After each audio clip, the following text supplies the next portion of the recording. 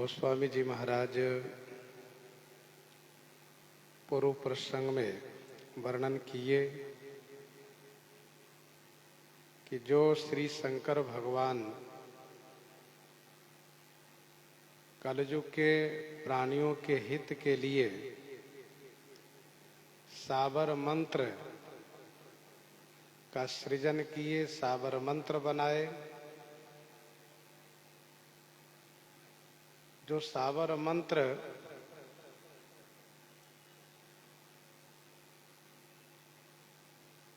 बहुत बढ़िया सुमुखो उच्चारण योग्य नहीं है, न तो उसमें अक्षर का मेल है, न कोई अर्थ स्पष्ट हो पाता है, फिर भी महेश के प्रभाव से उसका प्रताप प्रकट है। वही महेश मेरे ऊपर अनुकूल हैं, प्रसन्न हैं। इसीलिए कथा को आनंद मूल के, आनंद मंगल के मूलक बनाएंगे।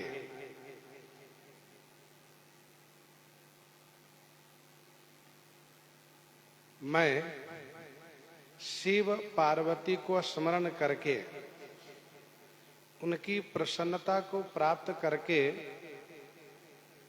उत्साह चित्त के साथ हर्षोल्लासित हो करके मैं श्री रामचरित को वर्णन करने जा रहा हूं। मेरी कविता भगवान शिव की कृपा से सुशोभित है। जिस प्रकार से चंद्रमा के समाज होने से रात्रि सुंदर बन जाती है, उसी प्रकार से भगवान शिव, भगवती श्री पार्वती जी, श्री गणेश तथा भगवान शिव के अनेकानेक गण, इन सबकी कृपा मिलने से मेरी कविता रूपी रात्रि सुंदर बन जाएगी।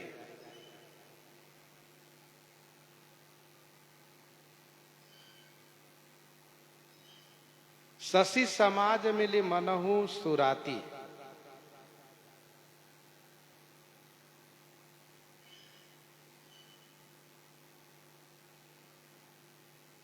यद्यपि रात्रि में तमाम दोष है, भय होना, अंधकार होना, फिर भी यदि चंद्रमा है तो वह रात्रि अच्छी लगती है, वह रात्रि सुंदर हो जाती है, सुहावनी हो जाती है।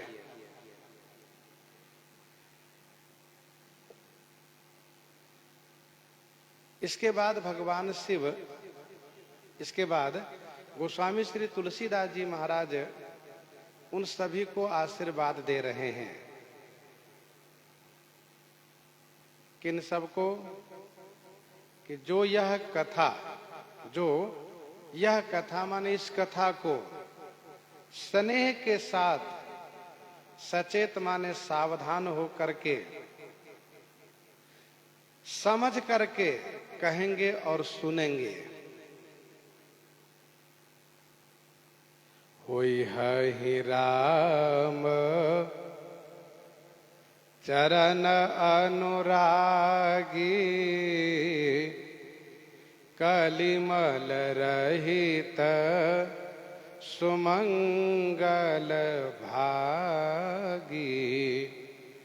होई है राम चरण अनुरागी, कलिमल रहित सुमंगल भागी। जो भी कोई, किसी भी जाति, समाज, देश काल के रहने वाले इस कथा को स्नेह पूर्वक, सावधानी पूर्वक, समझ करके कहेंगे सुनेंगे वे श्री राम चरणानुरागी अवश्य हो जाएंगे। तथा काली मल से रहित और सुंदर मंगल के भागी माने हिस्सेदार बन जाएंगे। कलिमल रहित सुमंगल भागी, कली के पाप से रहित होकर के सुंदर मंगल के हिस्सेदार बन जाएंगे।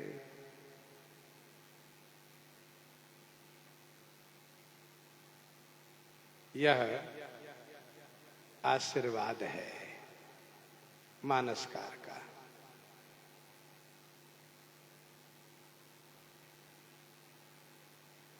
और जिन यही बारी न मानस धोए, ते कायर कलिकाल विगोए, त्रिषित निरखी रविकर भव बारी, फिर यही मृगी जी में जीव दुखारी। अब इसको श्राप ही कहना चाहिए। यहां आशीर्वाद है तो वहां श्राप है।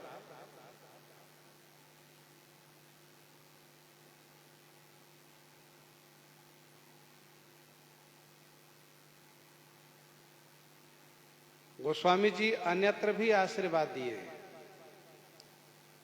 रघुवंश भूषण चरित यह नर, कहहि सुनहि जे गावहि, कलिमल मनोमल धोई बिनु श्रम, राम धाम सिधावहि, राम धाम सिधावहि। और रामचरण रति जो चाह अथवा पद निर्वाण, भाव सहित सो यह कथा, करऊं श्रवण पुट पान। यह आशीर्वाद ही तो है। सुना ही विमुक्त विरत और विषयी, लहाई भगति गति संपत्ति नई। यह सब आशीर्वाद है।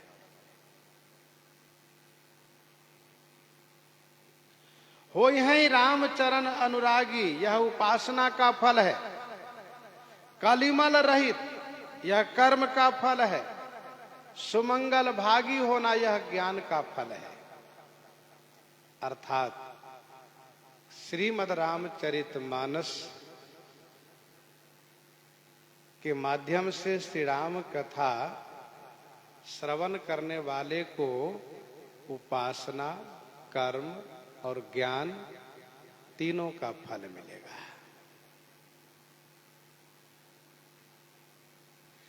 वही है रामचरण अनुरागी, विमुक्त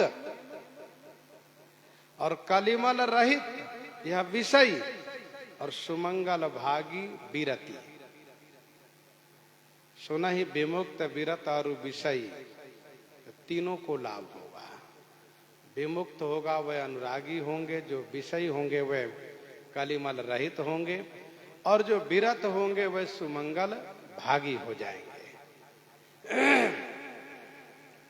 कलिमल रहित सुमंगल भागी, सुंदर मंगल के हिस्सेदार बन जाएंगे। वह सकल सुमंगल दायक, रघुनायक गुणगान,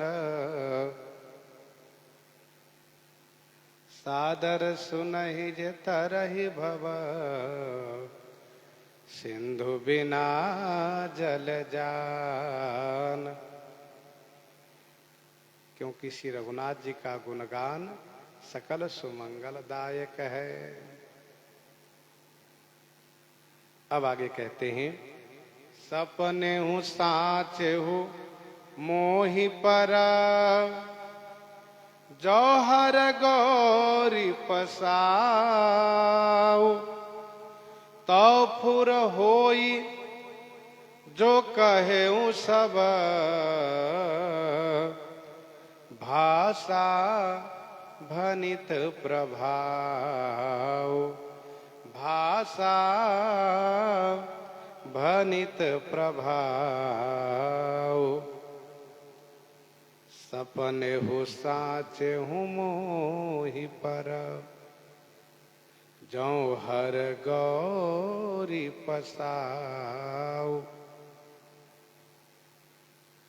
सपने हूँ साचे हूँ मोहि पर, जौ हर गौरी पसाऊ। जौ मोहि पर हर गौरी, सपने हूं साचे हूं पसाऊ। तो भाषा भनित प्रभाव, जो कहूं सब फूर हो। जो यदि मेरे ऊपर श्री शंकर भगवान, गौरी भगवती श्री पार्वती जी का स्वप्न में और साचे हूं माने सचमुच मेरे ऊपर, पसाऊ माने प्रसन्नता है, कृपा है, तो माने तो इस भाषा भनित का प्रभाव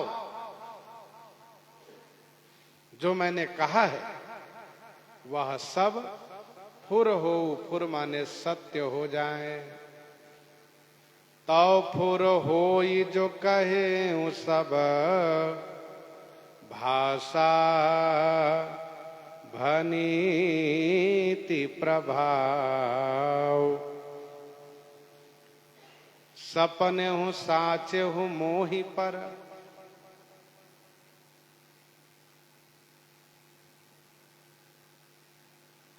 यह कहने का मुहावरा है, सपने हो साचे।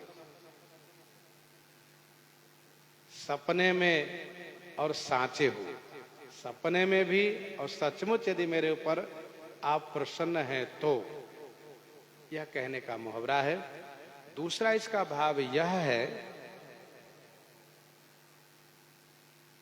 कि भगवान शिव पार्वती श्री तुलसीदास जी महाराज को स्वप्न में दर्शन दिए। कहां? काशी में।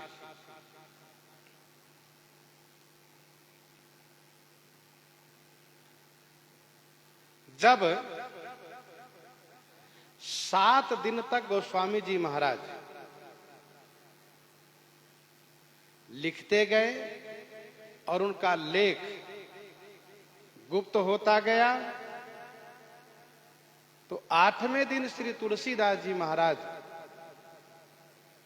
बड़े चिंतित हो गए, बड़े दुखी हो गए।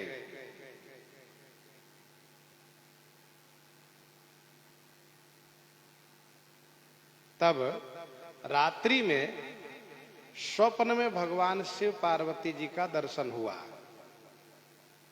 शिव जी ने कहा, आप श्री अयोध्या जी में जाइए और वहां जाकर के भाषा में रचना कीजिए।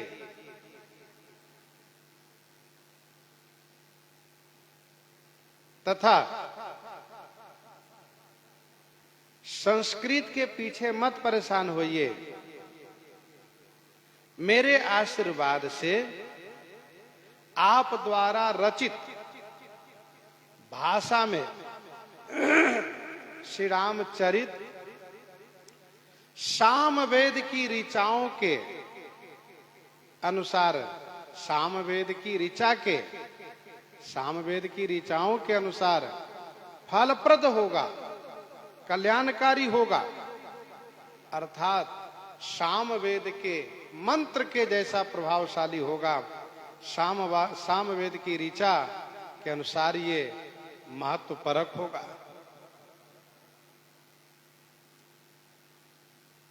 इसी बीच गोस्वामी श्री तुलसीदास जी की नींद खुली तो वह आवाज गूंज रही थी कि आप भाषा में रचिए, और वह सामवेद के मंत्र के समान प्रभावशाली होगा। उठकर बैठ गए। इसी बीच उन्होंने देखा कि भगवान शिव पार्वती सामने प्रकट हुए, वंदन प्रणाम किया, और भगवान शिव ने उसी बात को दोहराते हुए कहा कि आप अयोध्या जी के लिए प्रस्थान कीजिए। गोस्वामी जी ने कहा कि मैंने जो 7 दिन तक लिखा है वह कहाँ गया? तो भगवान शिव ने उसे श्री तुलसीदास जी को देते हुए कहा, इसको मैंने ही छुपाया था, इसको लीजिए और लेकर जाइए।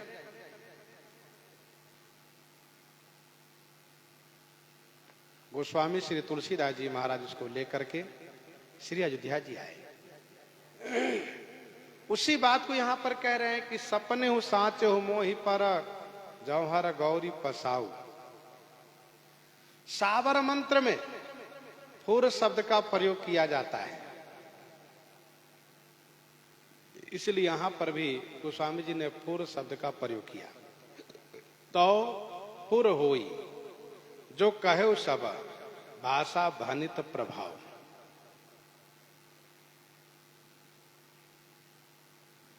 मानो यहां पर शपथ भी करना है, जैसे श्री भरतलाल जी महाराज शपथ किए, जो मोरे मन बच अरुकाया, प्रीति राम पद कमल अमाया, तो कपि हो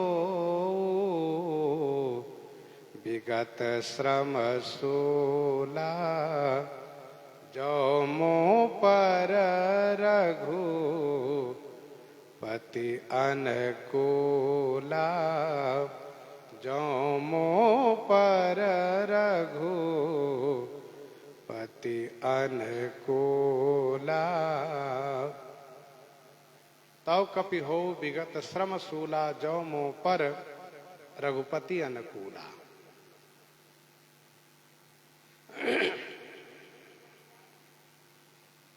वैसे यहां पर शपथ है, तव फुर हो जो कहो सबा, भाषा बनित प्रभाव।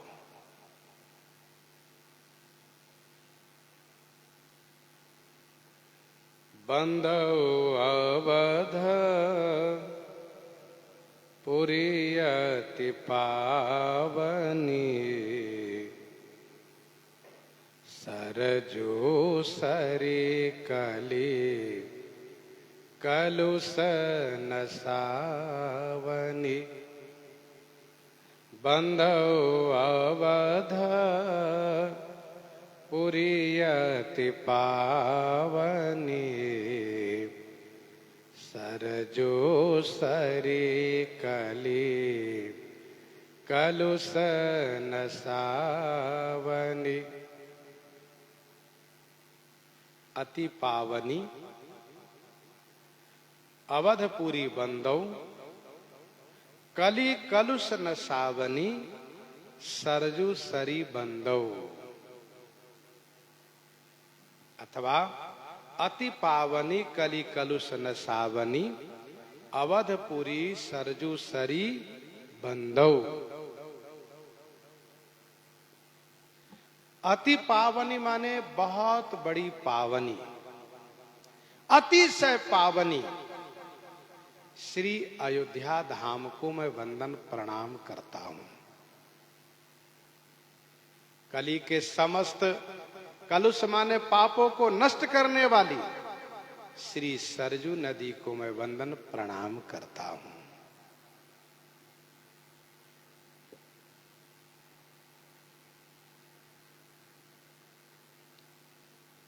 प्रधान पूजा अंत में की जाती है, अथवा तो पहले की जाती है। भगवान श्री रामचंद्र जी अपने परिकरों की पूजा से विशेष प्रसन्न होते हैं।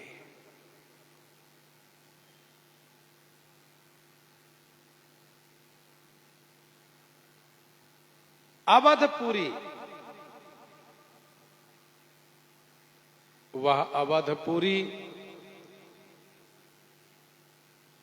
जहां भगवान श्री रामचंद्र जी का अवतरण हुआ है, प्राकट्य हुआ है। उस बड़ी पावनी, अति पावनी श्री अयोध्यापुरी को मैं वंदन प्रणाम करता हूं। समस्त कली के पाप को नष्ट करने वाली श्री सरजू नदी को प्रणाम करता हूं। श्री अयोध्या जी अंगी है, श्री सरजू जी अंग है, इसलिए श्री अयोध्या जी के साथ श्री सरजू जी का भी वंदन प्रणाम एक साथ गोस्वामी जी कर रहे हैं।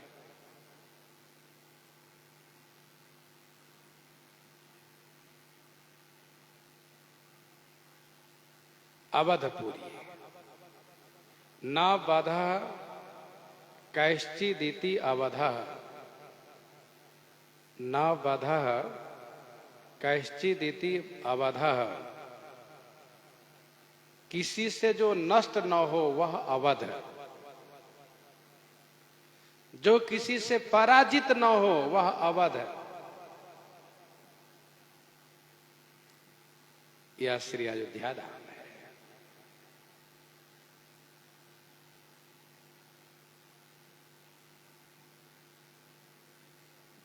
इस पर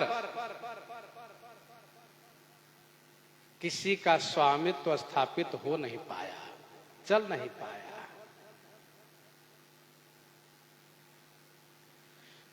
संघर्ष बहुत हुआ लेकिन सफल नहीं हो पाए लोग। श्री अयोध्या जी के आसपास में रहने वाले प्रजाजनों ने श्री अवध पर किसी को कब्जा नहीं करने दिया।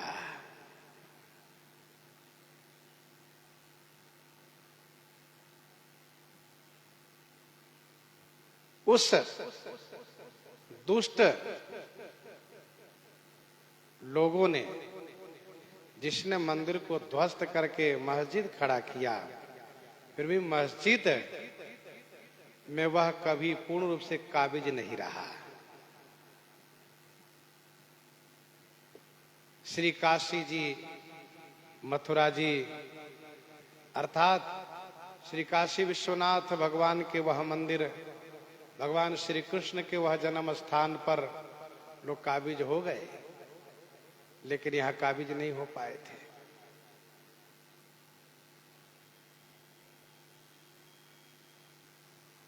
समय समय पर अयोध्या के आसपास में रहने वाले प्रजाजनों ने उन लोगों को परास्त किया है जो कब्जा करने के लिए, अधिकार जमाने के लिए बहुत परिश्रम किए। यह है श्री अवध, जो किसी से नष्ट ना हो सके। आज वह समय आया जो सत्य था उसी पर सुप्रीम कोर्ट ने मोहर लगाया।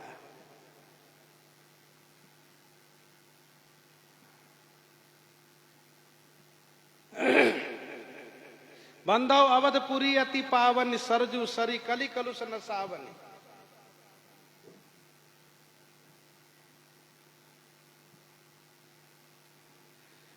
अवध की महिमा अपरम पार, गावत हैं श्रुति चार। विस्मित अचल समाधिन से जो ध्याइए बारंबार, ताते नाम अयोध्या गायो, यह ऋग वेद पुकार।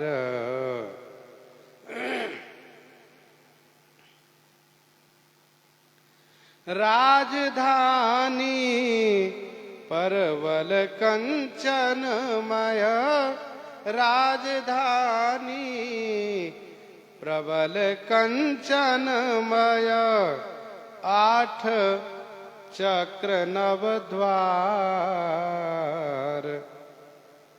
ताते नाम अयोध्या पावन असयजु करत विचार असयजु करत विचार। 8 चक्र है। श्री राम जन्मभूमि हनुमानगढ़ी, कनक भवन, श्री सरजू नदी, देवकाली, नागेश्वर महादेव, ब्रह्म घाट, लक्ष्मण घाट, ये 8 चक्र कहे जाते हैं। श्री राम जन्मभूमि हनुमानगढ़ी, कनक भवन, श्री सरजू नदी, देवकाली, नागेश्वर महादेव, ब्रह्म घाट और लक्ष्मण घाट। और इसके बाद आकार यकार उकार वेद त्रय आकार यकार उकार देव त्रय ध्याई जो लखी सार ताते नाम अयोध्या ऐसो साम करत निर्धार। सामवेद कहते हैं कि यकार यकार उकार अयोध्या अर्थात मुनियों ने ऋषियों ने इसे श्री अयोध्या जी को त्रिदेव के रूप में देख करके ध्यान किया है, इसलिए इसका नाम श्री अयोध्या जी है।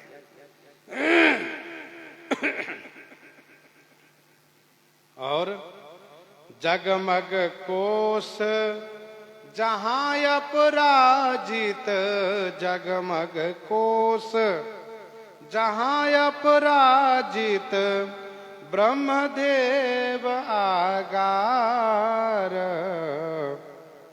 ताते नाम अयोध्या ऐसो कहत अथर्व उदार ताते नाम अयोध्या ऐसो कहत अथर्व उदार।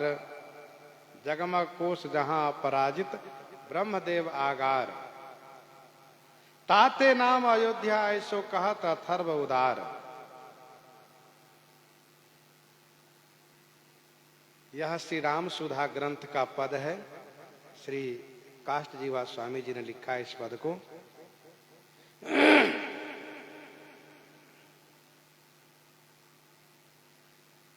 वैसे अवधपुरी गोस्वामी जी को विशेष यह प्रिय लगा, इसलिए अवध का ही नाम गोस्वामी जी ने बार बार लिया है। एक बार केवल अयोध्या नाम लिया है। नारद आदि सनकादि मुनीसा दर्शन लागी कौशलाधीसा दिन प्रति सकल अयोध्या आवही। दिन प्रति सकल अयोध्या आवही।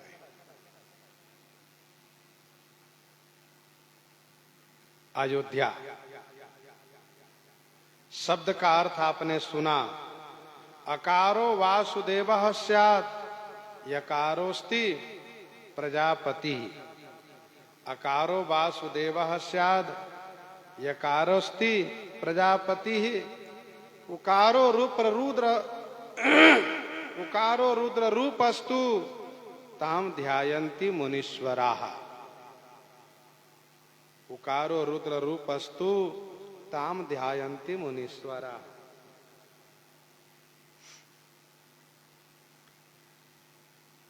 यह अति पावन श्री अयोध्या जी हैं, क्योंकि देखत पुरी अखिल अघ भागा। देखत पुरी अखिल अघ भागा। बन उपवन बापी का तड़ागा,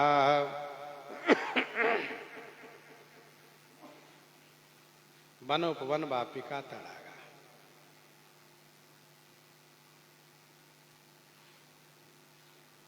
श्री अयोध्या जी भगवान के चक्र पर स्थापित है, भगवान के चक्र पर स्थिर है, भूमि से ऊपर है यह।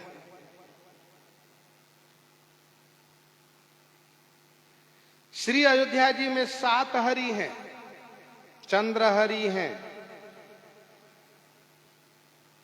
धर्म हरि हैं, विष्णु हरि हैं, चक्र हरि हैं, गुप्त हरि हैं, बिल्व हरि हैं और पूर्ण हरि हैं। चंद्र हरि, धर्म हरि, विष्णु हरि, चक्र हरि, गुप्त हरि, बिल्व हरि, पूर्ण हरि।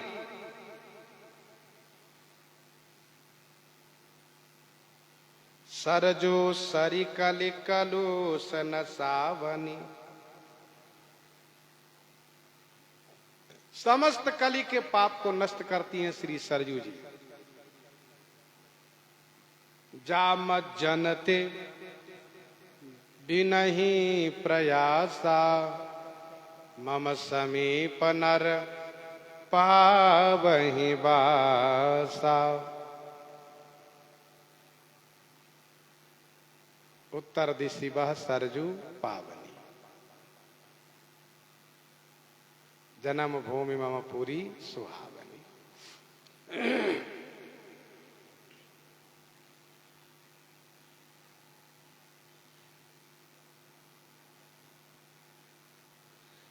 श्री सरजू जी में स्नान करने के लिए तीर्थराज प्रयाग महाराज भी आया करते हैं। किस दिन आते हैं? कहा वेद जिस दिन श्री राम जी को जन्म होना बताते हैं, जही दिन राम जन्म श्रुति गा वही तीरथ सकल तहां चली आ वही। तीर्थराज प्रयाग महाराज आते हैं, जबकि वे राजा हैं, तीर्थों के राजा हैं, वे कहीं नहीं जाते हैं। नैमिषारण्य में देवताओं ने तीर्थराज प्रयाग से कहा कि आप श्री दधीची जी की इच्छा पूर्ति के लिए चलिए। उन्होंने कहा हम नहीं जाएंगे, हमारी एक गरिमा है, श्री दधीची जी को यहीं आना चाहिए। तो नकार दिए, नहीं गए। लेकिन वही तीर्थराज प्रयाग महाराज श्री अयोध्या जी में स्वयं चल करके आते हैं। इतिहास साक्षी है। महाराज विक्रमादित्य को, महाराजा विक्रमादित्य को तीर्थराज प्रयाग ने दर्शन दिया था। उन्होंने देखा कि काले अश्व पर काला पुरुष श्री सरयू जी में प्रवेश करता है और जब बाहर निकलता है तो घोड़े सहित वह उज्जवल वर्ण को हो जाता है, गौरांग हो जाता है। राजा के प्रार्थना पूर्वक पूछने पर तीर्थराज प्रयाग महाराज अपना परिचय देते हैं, श्री राम नवमी तिथि की महिमा बखान करते हैं और फिर विक्रमादित्य महाराज के पूछने पर उन विभिन्न स्थानों का परिचय प्रदान करते हैं।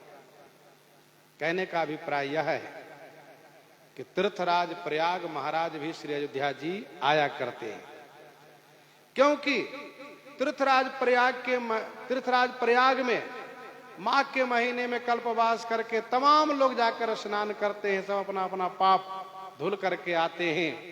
सबके पाप को लेकर के श्री सरजू जी में तीर्थराज प्रयाग महाराज आकर के धुल लेते हैं। यह है श्री सरजू जी की महिमा। सरजू सरी कलि कलुष न सावनी,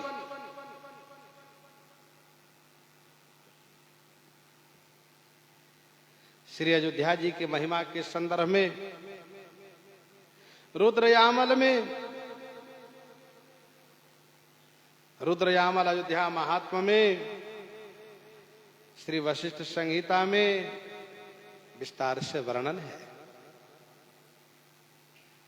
अयोध्या, मथुरा, माया, काशी, कांची, अवंतिका, पुरी, द्वारावती चैव सप्तैते मोक्षदायिका। अयोध्या, मथुरा, माया, काशी, कांची, अवंतिका, पुरी, द्वारावती चैव सप्तैते मोक्षदायिका। ये सप्त जो मोक्षदायिनी पुरियां हैं, इनमें श्री अयोध्या जी प्रधान है। सर्व प्रथम स्थान में श्री अयोध्या जी है। और इतना ही नहीं, श्री अयोध्या जी भगवान के विभिन्न अंगों में से मस्तक है, और मस्तक सबसे श्रेष्ठ अंग माना जाता है।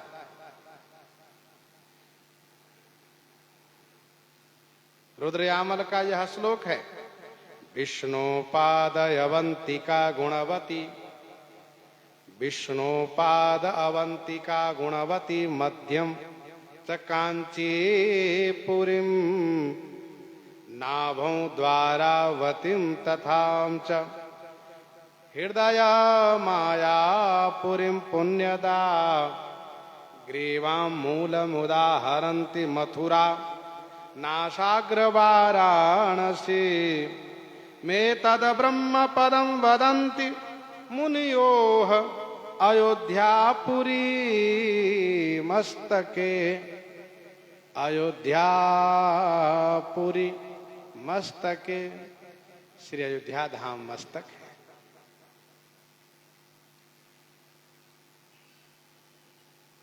अयोध्या नगरी नित्या, अयोध्या नगरी नित्या, सच्चिदानंद रूपिणी, यदांशांसेन गोलोका,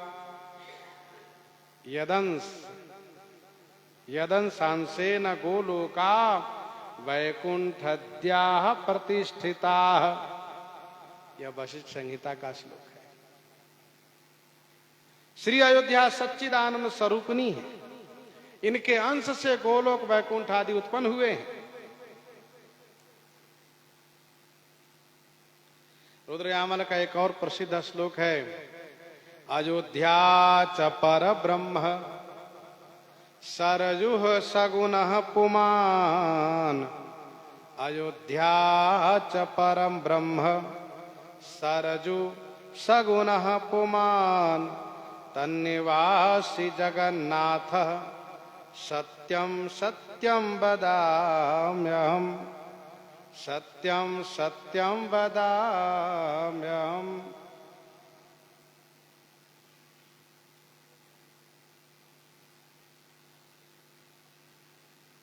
तो यह है श्री अयोध्या धाम, श्री सरजू मैया।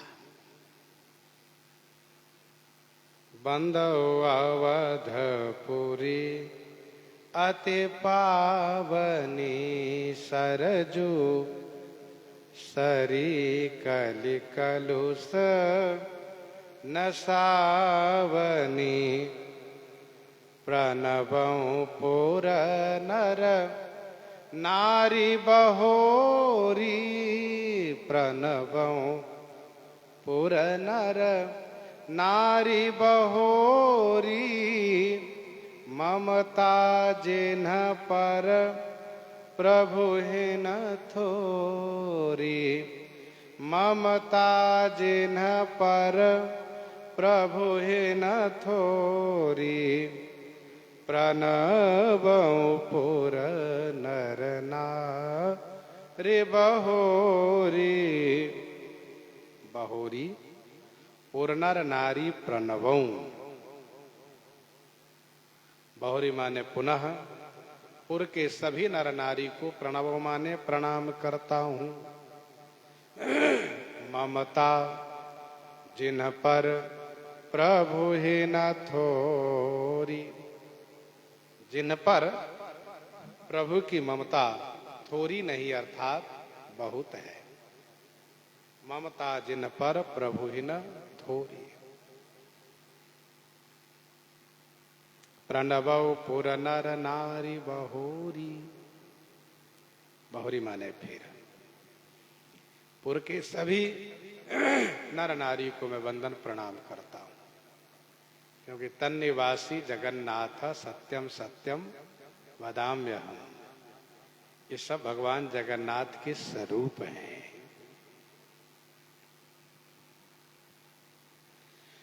पूर्ववासियों पर भगवान श्री राम जी की बड़ी ममता है। ममता जिन पर प्रभु ही न थोरी।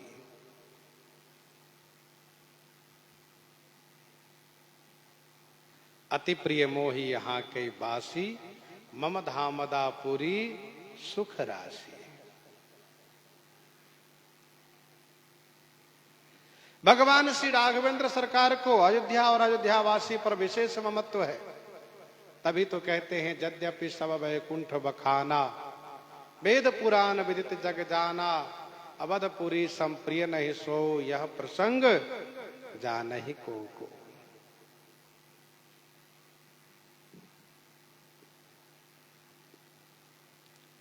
कौशलपुर वासी नर नारी वृद्धयरु बाल,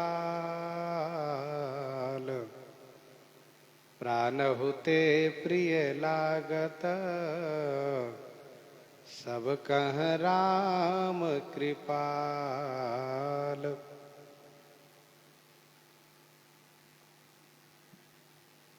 पूर्ववासियों पर इतनी ममता क्यों है? कहा पूर्ववासियों को श्री राम जी प्राण से अधिक प्रिय है, इसीलिए।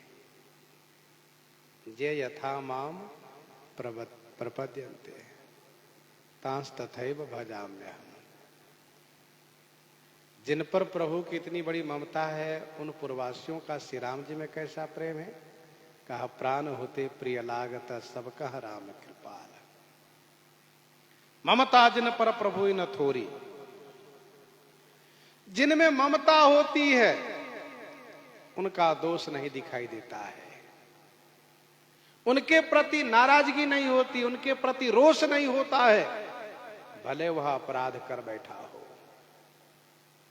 तो क्या ऐसा कभी हुआ है कि जहां रोष करना चाहिए, जहां दंड देना चाहिए, वहां पर दंड न दे करके, रोष न करके, नाराज न हो करके ममता का परिचय दिए हो? मानसकार आगे की पंक्ति में कहते हैं,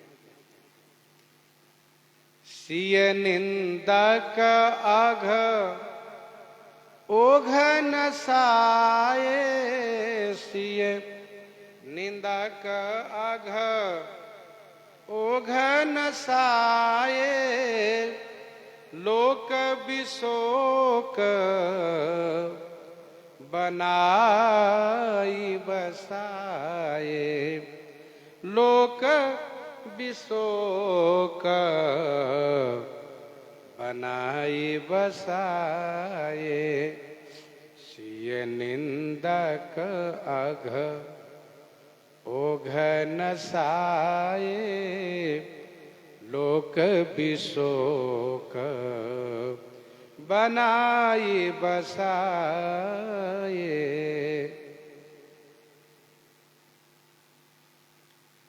जिसने श्री सीता जी की निंदा की, सिय निंदक, श्री सीता जी को जिन्होंने निंदा किया, उसके अघ ओघ, अघ माने पाप, ओघ माने समूह, पाप समूहों को, नसाए माने नष्ट करके, विशोक लोक बनाई बसाए। विशोक लोक बना करके उनको बसाया है।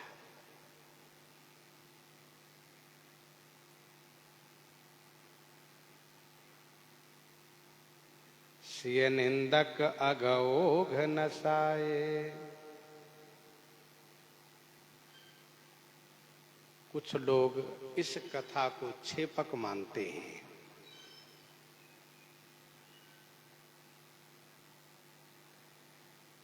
सिय निंदक के जगह पर निज निंदक भी पाठ रखते हैं, परंतु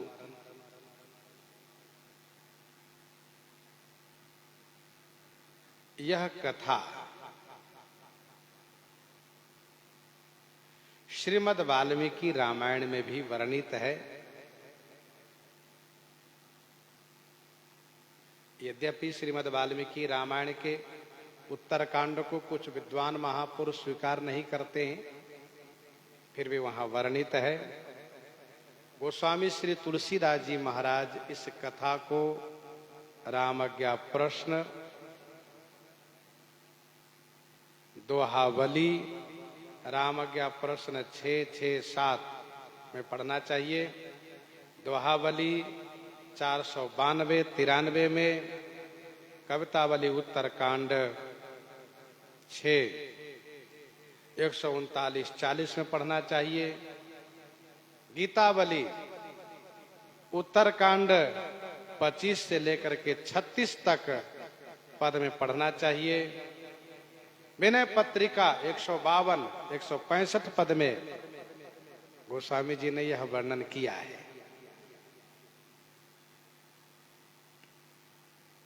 तो सभी ग्रंथों में प्रमाण है। रामज्ञा प्रश्न, दोहावली, कवितावली, गीतावली, विनय पत्रिका, अध्यात्म रामायण, श्रीमद् वाल्मीकि रामायण, पद्म पुराण में वर्णित है यह।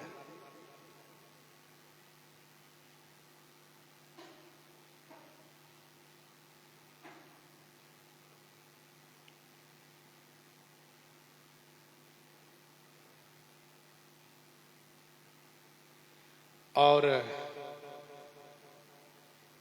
वह सिय निंदक है कौन? कहा वह धोबी है एक।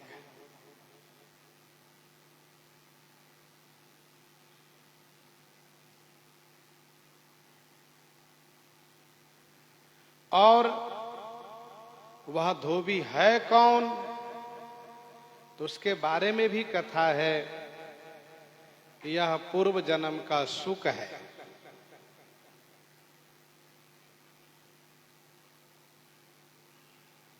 यह सुख है। श्री किशोरी जी ने बाल्य अवस्था में एक सुख और सुखी को अलग अलग कर दिया था, जिसे सुख ने यह श्राप दिया था कि जिस प्रकार से आपने मुझे अलग किया है, वैसे आपको भी अपने पति से अलग होना पड़ेगा।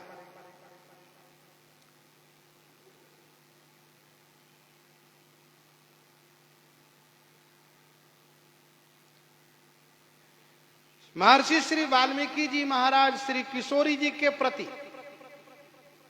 पुत्री भाव रखते थे। पुत्री भाव से भजन किए हैं।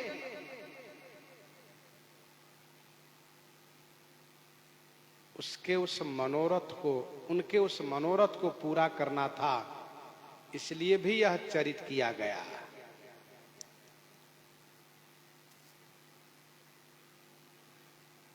तथा भगवान श्री राघवेंद्र के सैनिक लोग, योद्धा लोग, जिनको अभिमान हो चुका था कि हमने असुरों को मारा, हमने लंका के उन सभी राक्षसों को परास्त किया, श्री राम जी चाहते हैं कि उन सभी वीरों के अभिमान का नष्ट हो, उन सभी वीरों के अभिमान का अंत हो। तो श्री राम जी ने सोचा किसी और से नहीं, अपने पुत्र के माध्यम से, अपने पुत्र के द्वारा वीरों के अभिमान का समाप्त हो। इसलिए भी यह चरित्र रचाया गया, लीला हुई। गीतावली के अनुसार पिताजी की आयु का उपभोग करना था, इसलिए भी श्री सीता जी को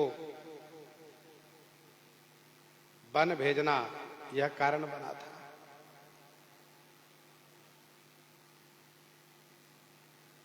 भगवान श्री राम जी भगवान हैं। खड़ेश्वर्य में एक वैराग्य गुण भी है। श्री राम जी मर्यादा पुरुषोत्तम कहलाए हैं। किस प्रकार से अपनी भगवत्ता का निर्वाहन किए, वह इनके चरित्र में देखा जाता है।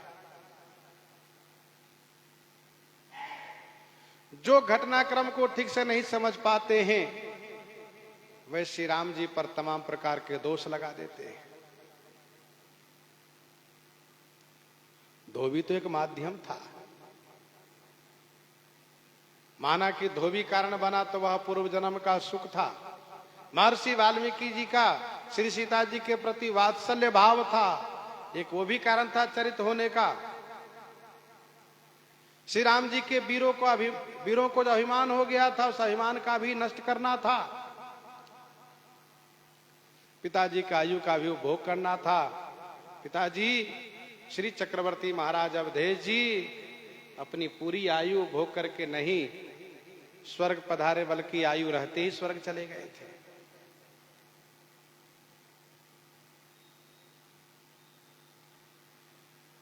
उस धोबी के पाप को श्री अयोध्या जी, श्री सरजू जी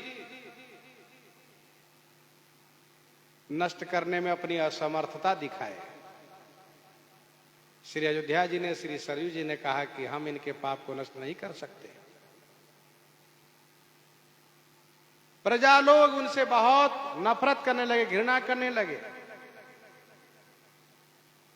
भगवान श्री राम जी जो प्रजा पर बड़ी ममता करते हैं, ममता जिन पर प्रभु न थोरी, इसलिए श्री राम जी उसके पाप समूहों को नष्ट करके विशोक लोक बना करके उनको बसा दिए।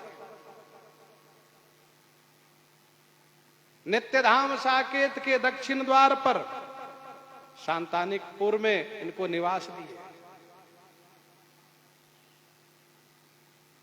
साकेतवासी गोपालाचार्य जी महाराज कहा करते थे कि उनके लिए विशोक लोक बनाए। विशोक लोक, जिस लोक को नष्ट होने का कोई कारण न हो, कोई माध्यम न हो, कभी वो नष्ट हो ना,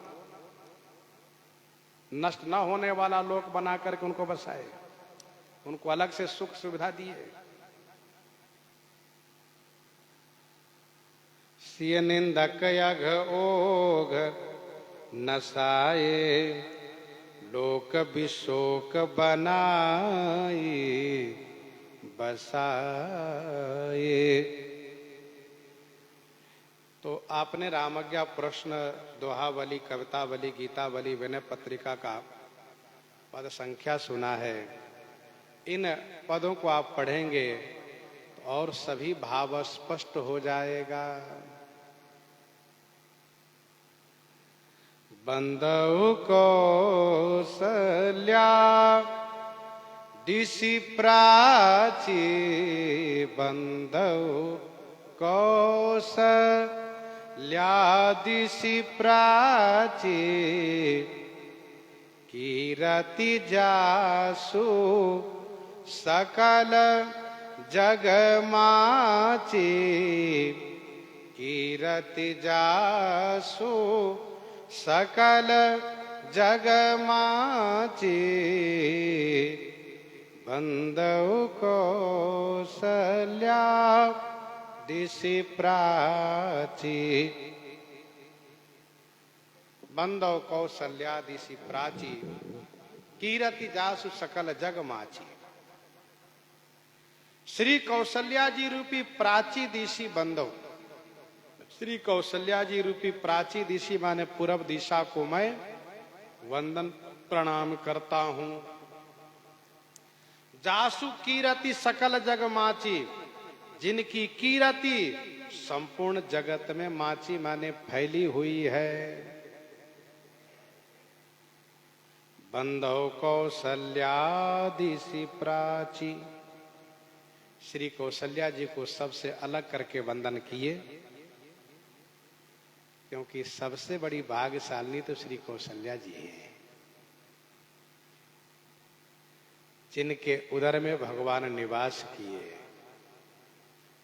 सर्वप्रथम उन्हीं को दर्शन दिए।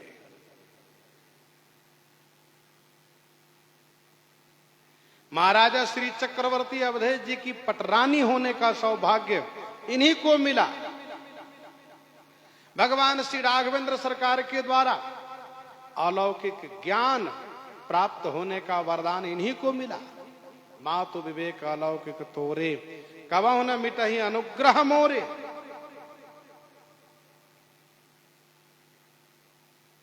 श्री कौशल्या जी रूपी प्राची दिशा माने पूर्व दिशा को मैं वंदन प्रणाम करता हूं, जिनकी कीर्ति संपूर्ण जगत में माची माने फैली हुई है। कीर्ति जासु सकल जग माची,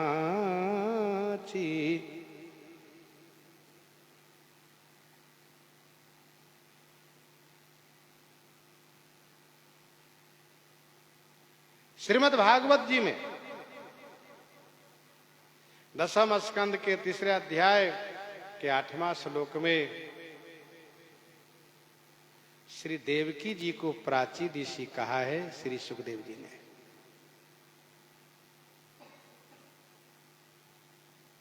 प्राची दिशि पूरब दिशा, जहां से कि पूर्णिमा के चंद्रमा उदित होते हैं। प्रगट्यो जहाँ रघुपति शशि चारु, प्रगट्यो जहाँ रघुपति शशि चारु, विश्व सुखद खल कमल तुषारु, विश्व सुखद खल कमल तुषारु, प्रगट्यो जहाँ रघुपति शशि चारु, विश्व सुखद खल कमल तुषारु, विश्व सुखद खल कमल तुषारु, रघुपति चारु शशि जहां प्रगट्यो। विश्व को सुख देने वाले खल रूपी कमल के लिए पाला स्वरूप रघुपति श्री रघुनाथ जी रूपी चारु माने सुंदर, शशि माने चंद्रमा, प्रगट्यो माने प्रगट हुए। इसलिए मैं श्री कौशल्या जी रूपी पूर्व दिशा को वंदन प्रणाम करता हूं, जहां से श्री राम जी रूपी चंद्रमा प्रकट हुए। इसके बाद समस्त रानियों के साथ चक्रवर्ती महाराज दशरथ जी को वंदन प्रणाम करते हैं और श्री चक्रवर्ती जी को अलग से विशेष रूप से दोहे में वंदन प्रणाम करते हैं। इनके प्रेम की प्रशंसा करते हुए सो प्रसंग आगे श्रवण करेंगे। यही प्रहृदयांगम करते हुए आइए श्रवण करते हैं श्री भक्तमाल जी से। श्री राम नाम की गर्जना हो जाए संत भगवान से, जुगल गर्जना हो जाए संत भगवान।